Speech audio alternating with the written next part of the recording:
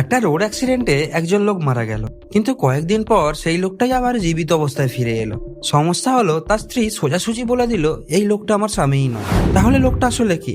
আর যদি সত্যিই ওই মহিলার স্বামী না হয়, তাহলে মৃত স্বামী ফিরে এলো কিভাবে? এই প্রশ্নের উত্তর খুঁজতেই শুরু হয় একটা কোর্টরুম ব্যাটেল। আর এই অদ্ভুত প্রিমাইজ নিয়েই তৈরি হয়েছে অ্যাডভোকেট অচিন্ত আইচ পার্ট 3। আজকে বলবো এই সিরিজটা শেষ পর্যন্ত কতটা জমলো, কোথায় দুর্দান্ত আর কোথায় এসে একটু হতাশ করলো। আজকে কথা বলবো অ্যাডভোকেট অচিন্ত আইচ পার্ট 3 নিয়ে।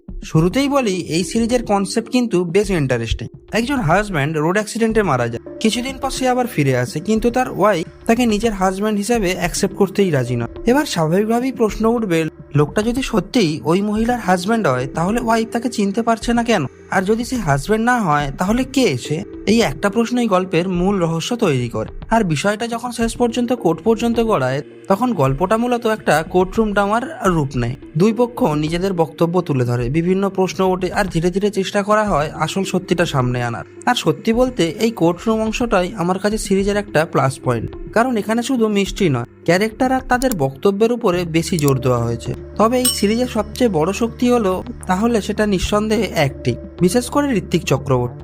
লোকটা সত্যিই অসাধারণ অভিনয় করেছে। তার ক্যারেক্টারের মধ্যে যে কনফিউশন, ইমোশন আর টেনশন রয়েছে, সেগুলো তিনি খুব ভালোভাবে ফুটিয়ে তুলেছেন। বিশেষ করে কিছু সিনে তার এক্সপ্রেশন আর বডি ল্যাঙ্গুয়েজ এতটাই ন্যাচারাল লেগেছে যে ক্যারেক্টারটার সিচুয়েশনের সঙ্গে খুব সহজেই কানেক্ট করা যায়। আর ঋত্বিক চক্রবর্তীর একটা ব্যাপার আমার সবসময় ভালো লাগে, তিনি খুব বেশি কিছু না করেও একটা সিনে এমন ইম্প্যাক্ট তৈরি করতে পারেন, যেটা অন্যের পক্ষে সচরাচর সম্ভব হয় না।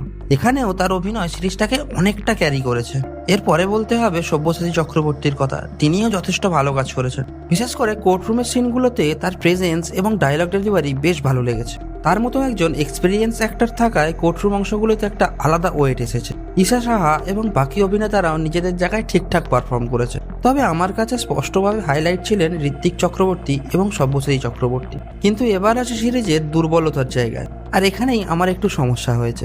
সিরিজের কনসেপ্ট যতটাই ইন্টারেস্টিং, গল্পটা এগোনোর সঙ্গে সঙ্গে ততটাই প্রেডিক্টেবল হয়ে যায়। শুরুতে কিন্তু মিস্ট্রিটা বেশ ভালোভাবেই তৈরি হয়। আপনি ভাবতে থাকবেন আসল সত্যিটা কি, এই লোকটা কি সত্যিই মৃত হাজবেন্ড নাকি অন্য কেউ। কিন্তু কিছুটা এগোনোর পর থেকেই অনেক কিছু আন্দাজ করা শুরু হয়ে যায়। আমি এখানে একটা বড় টুইস্ট আশা করেছিলাম, এমন একটা রিভেল যেখানে শেষ পর্যন্ত আমাকে সত্যিই চমকে দেবে, কিন্তু সেই জিনিসটা খুব একটা পেলাম না।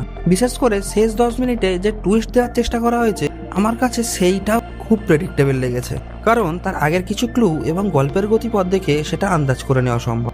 আর একটা থ্রিলার বা মিস্ট্রি সিরিজের ক্ষেত্রে এই প্রেডিক্টেবিলিটিটাই আমার কাছে সবথেকে বড় মাইনাস পয়েন্ট। কারণ আপনি যখন টুইস্ট আসার আগেই বুঝে যান কি হতে চলেছে, তখন শেষের ইম্প্যাক্টটা আর সেভাবে ফিল করা যায় না। তবে একটা কথা বলতেই হবে, প্রেডিক্টেবল হলেও সিরিজটা একেবারে খারাপ নয়, কারণ প্রিমাইজ ভালো, কোর্টরুম ড্রামা ভালো এবং অ্যাক্টিং দুর্দান্ত।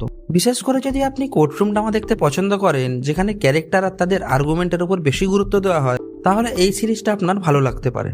আর ঋত্বিক চক্রবর্তীর অভিনয়ের জন্য হলেও সিরিজটা একবার দেখা যায়। কিন্তু আপনি যদি এমন একটা থ্রিলার খুঁজে থাকেন যেখানে একের পর এক টুইস্ট আসবে এবং শেষ পর্যন্ত আপনাকে বারবার চমকে দেবে, তাহলে হয়তো এই সিরিজটা আপনার প্রত্যাশা পূরণ করতে পারবে না। সব মিলিয়ে অ্যাডভোকেট অচিন্ত আইচ পার্ট 3 এমন একটা সিরিজ যার কনসেপ্ট ভালো, অ্যাক্টিং দুর্দান্ত, কোর্টরুম ড্রামার অংশগুলো বেশ ভালো, কিন্তু স্টোরি টেলিং এর দিক থেকে আরেকটু স্ট্রং হলেও সিরিজটা অনেক বেশি জমতো। বিশেষ করে ঋত্বিক চক্রবর্তী এবং সব্যসাচী চক্রবর্তীর অভিনয় সত্যিই প্রশংসার যোগ্য। অন্যদিকে স্টোরি প্রেডিক্টেবল হওয়া এবং শেষের টুইস্ট আগে থেকেই আন্দাজ করে নেওয়া যাওয়াটা সিরিজটার বড় দুর্বলতা। তবে আমার একটা প্রশ্ন আছে আপনাদের কাছে, আপনারা যদি সিরিজটা দেখে থাকেন, তাহলে শেষের টুইস্ট আসার আগেই কি আপনারা সেটা বুঝে গিয়েছিলেন, নাকি সত্যিই আপনাদের সারপ্রাইজ করেছে? কমেন্টে জানাবেন। আর যদি আমার এই রিভিউ ভালো লেগে থাকে, তাহলে ভিডিওর একটা লাইক করে দেবেন, চ্যানেলটা সাবস্ক্রাইব করে শ্যাডোফ্লিক্স বাংলার সাথে থাকবেন।